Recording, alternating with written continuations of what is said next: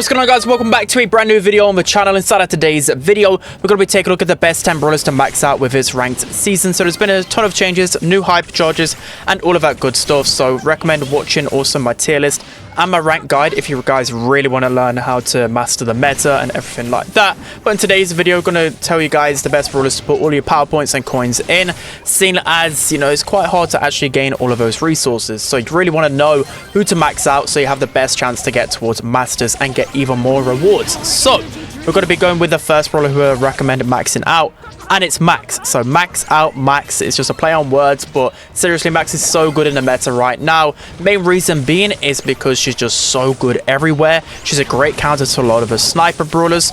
I do recommend trying to learn Max though, because she's a pretty hard brawler to play and understand.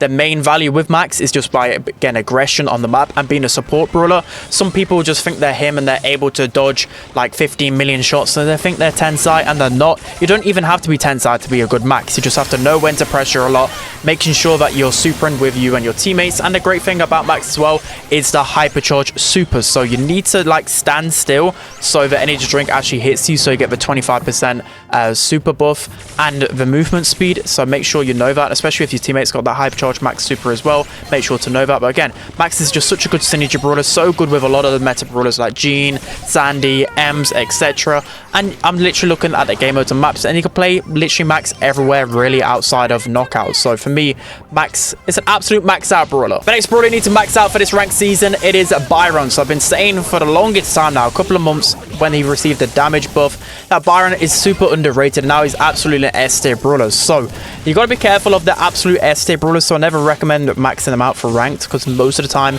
people just end up banning them. I mean, by now you should probably have like Melody and Angelo maxed out for ranked, for example. But Byron, he always goes under the radar. Main reason why he's so meta is because he's got a really easy hit projectile, so you can easily heal up your teammates, easily land shots onto the opponents. You can literally take three shots to actually get your super, so you can cycle through that really quickly. And the best thing about him is just being able to pocket heal, whether you've got like a Meg or someone on the hot zone, or even in gem grab. You know, you can easily heal up your gem carrier and still get pressure down the lane. Knockout and bounty can actually stand alone as a brawler pretty easily, especially since the nanny nerf is only really Piper that can counter Byron hard. But at the same time, if you use the gadget that heals you up, you can still, you know, somewhat compete with Piper in a 1v1. So as a standalone brawler, he's pretty strong with the damage buff. He's a great healer, and overall there's not really many assassin brawlers you need to worry about, because he cycles super so quick that he can defend himself pretty easily in this meta. So the next brawler I definitely recommend maxing out with this ranked season, it is Tick/Sprout. So I'd say both of them, because it's definitely vital to have a good thrower that has a hypercharge in this ranked season. Because again, people don't ban out Tick, people don't ban out Sprout, and throwers are just such a good late pick. I would actually recommend maxing out Sprout ahead of Tick, but Tick is a lot easier to use. The main reason for Sprout is because, again, people underrate Sprout as a last pick in other game modes. So for example, you know, in Hot Zone, people think Tick is good in Hot Zone, and he's not. But Sprout actually is. If you want to play Sprout on like Dueling Beetles as a late pick, he can counter so many different brawlers because of his super, for example. In Heist as well. Like, you can't go Tick in Heist, for example, so that's why Sprout's a bit better. You know, if you're facing off against 3 squishy brawlers, then Sprout is a good pick, because with his hypercharge super, he can delete the safe. Knockout and bounty, Tick and Sprout are such good brawlers, and people don't really ban out throwers too much. A lot of people just think of all the snipers and everything else, and of course throwers have such a good matchup against snipers. So for me, you need to max out either Tick or Sprout. Moving on to the next brawler you must absolutely max out for this season in ranked, we have BB. So I actually find myself going BB a lot. She's a great counter to so many of the kind of meta brawlers, or the brawlers that randoms like going. For example, like Dynamite, I just go BB a lot of the time, and I could just win just by literally existing on the map.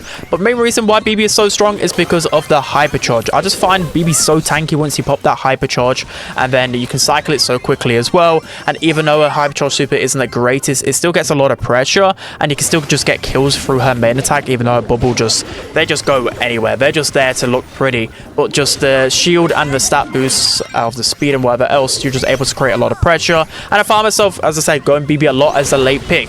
you know, in Heist, for example, I found myself going her a lot in Hot Potato.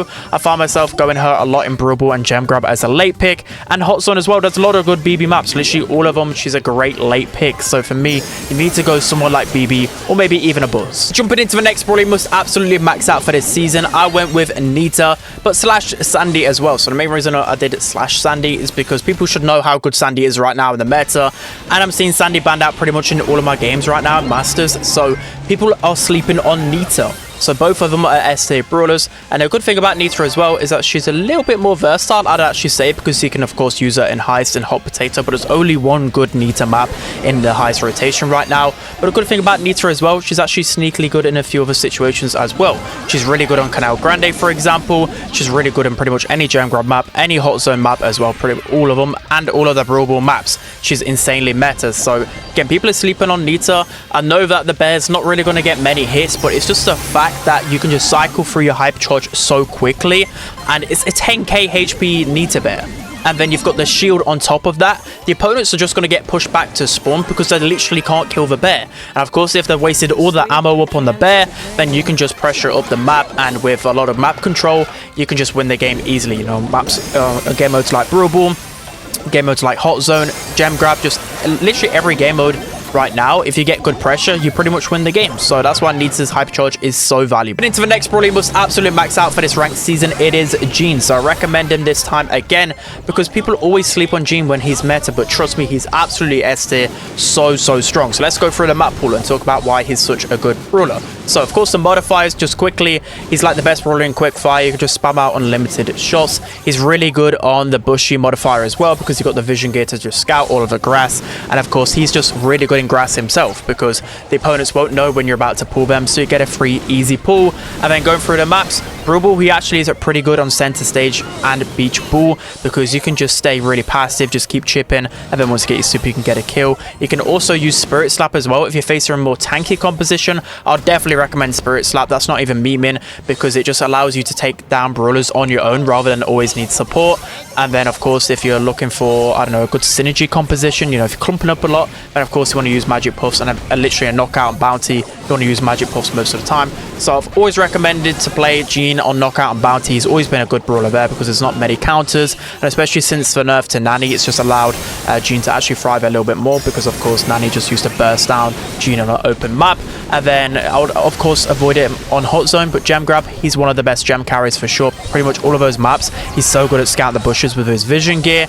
And then eventually once you get your hypercharge, it doesn't even matter if you don't pull like multiple people, as long as you hit one person with that pull, and if you use Spirit Slap, it does make a difference. There's a good damage boost that you get with it as well. So for me, I just think Gene is such a versatile brawler, and he doesn't really have many counters at the top of the meta right now. Moving on to the next brawler you must max out for this ranked season, we go with Buster again, and I must have recommended Buster pretty much for an entire year in ranked, but it's another brawler where the success rate must be absolutely sky high because people don't know how to counter Buster properly, and I don't really, to be honest, because a good Buster player can easily just get so much control on the map, and it's so hard to kill him. And then if you get in range, he can just gadget you, kill you, and then cycle through to his next super. It's just an infinite loop and an infinite cycle with Buster, and it just equals the ultimate control. So let's go through the game modes and whatever else really quickly. So the modifiers, super bushy, he's pretty good there. Doesn't really get much benefit out of quick fire, but Brawl, literally any grassy map, well, all the Brawl maps he's really strong in, but in particular sneaker fields and center stage are definitely going to be his best maps. Hot Zone,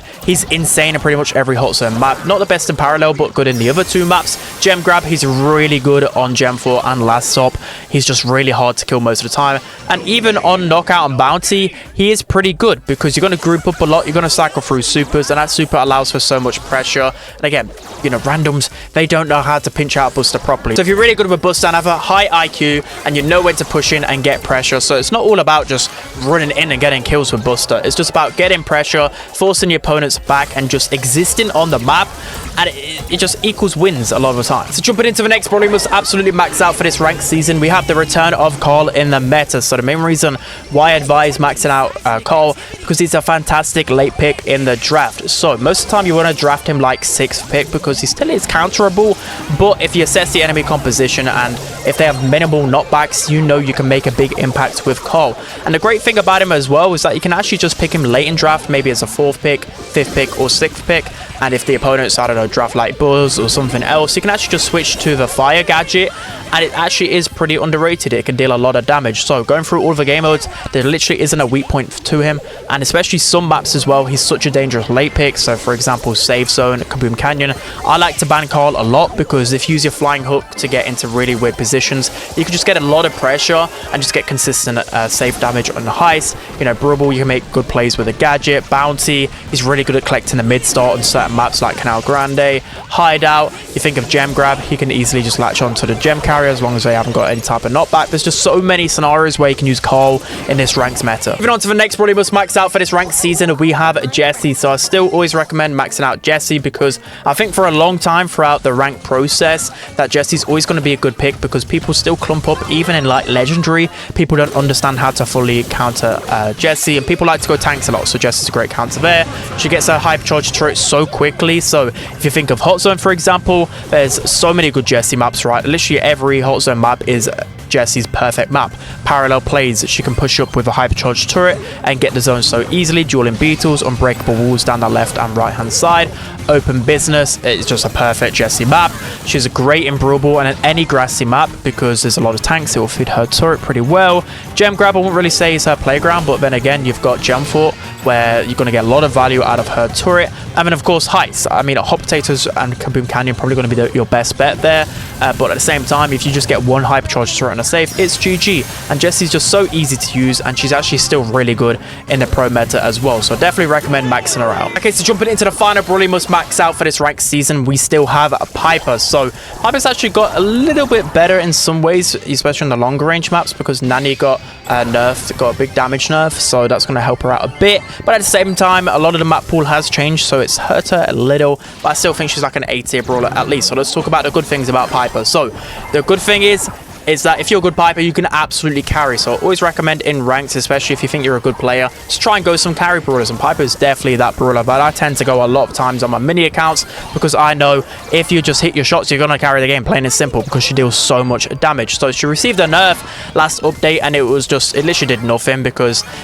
there's never going to be a time where that amount of damage, like 100 damage nerf basically at minimum range, it did nothing to her. So there's no point even nerfing her, to be honest. In terms of her map selection, I would say that Gem Grab, she's got a couple of good maps. On Last Stop, Hard Rock Mine, Knockout and Bounty, she's going to be pretty good. You know, Safe Zone in Heist, she's going to be pretty good overall. And like I said, she's just not as counterable by the meta at the moment. So that's going to be it for today's video, guys. I hope you enjoyed this one. Don't forget to like, comment, and subscribe, and I'll see you guys next time.